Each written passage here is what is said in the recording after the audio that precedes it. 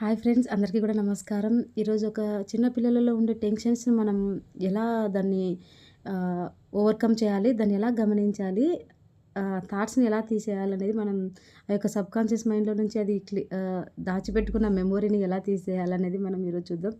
ఒక madam call చేశారు నా యూట్యూబ్ ఛానల్ చూసి. అది ఏదో పిల్లలకు సంబంధించి, మేడం ఇలా మా అబ్బాయి 8 మంత్స్ నుంచి డిప్రెషన్స్‌కి లోనయ్యాడు. ఏది చూసినా భయపడుతున్నాడు, ఒంటరిగా కూర్చోలేకపోతున్నాడు, కాలేజీలో స్కూల్‌కెళ్ళి ఇలా పర్లేదు, మార్క్స్ పరంగా అయితే పర్లేదు, కానీ ఒంటరిగా కూర్చోడానికి, ఇంట్లో ఒక్కడిగా ఉండడానికి కూడా భయపడుతున్నాడు అబ్బాయి అని వాళ్ళ మమ్మీ నిన్న కాల్ చేశారు.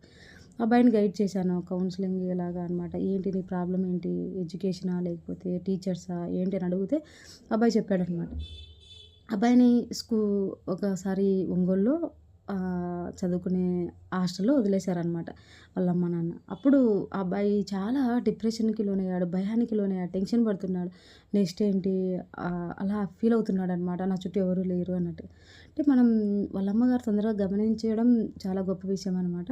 మనం పిల్లల్ని ప్రతీదీ కూడా అవేర్ చేస్తూ ఉండాలి. మార్క్స్ పట్లనే కాదు, వాళ్ళ ప్రతీదీ కూడా మనకు చాలా చాలా ఇంపార్టెంట్. చిన్నప్పటి నుంచి ఎన్నో మెమోరీస్ వాళ్ళు స్టోరేజ్ చేసుకుంటూ ఉంటారు. చాలా గమనిస్తూ ఉండాలి. మన మార్క్స్ పట్ల గానీ, మార్క్స్ ఒక్కటే ఆ అబ్బాయిని లైఫ్ అనేది సెటిల్ చేయదు. ఆ అబ్బాయి యొక్క ప్రతీదీ కూడా, ప్రతి ఒక్క చిన్న మూమెంట్ కూడా అబ్బాయిని స్టోరేజ్ చేసుకుంటూ ఉంటుంది మెమొరబుల్‌గా అనమాట. అబ్బాయి టెన్షన్ పడడానికి కారణం ఏంటి? ఏంటనేది మనం కనుక్కోవాలి. ప్రతి ఒక్కరు కూడా ధ్యానం చేస్తే అవన్నీ కూడా మనం తెలుసుకోవచ్చనమాట. నిన్న నేను ఆ అబ్బాయిని ధ్యానం ద్వారానే అది గుర్తించగలిగాడు ఆ అబ్బాయి. తను ట్రావెల్ చేయగలిగాడు ఆ టైంకి అనమాట. ట్రావెల్ చేసి, మేడం నేను ఇలా ఇబ్బంది పడ్డాను, దాన్ని నేను హ్యాపీగా ఫీల్ అయ్యాను. నాకు భయం లేదు. నేను చాలా ఇప్పుడు ప్రశాంతంగా ఉన్నాను. నాకు ఏ టెన్షన్స్ లేదని చెప్పారనమాట. ఇది.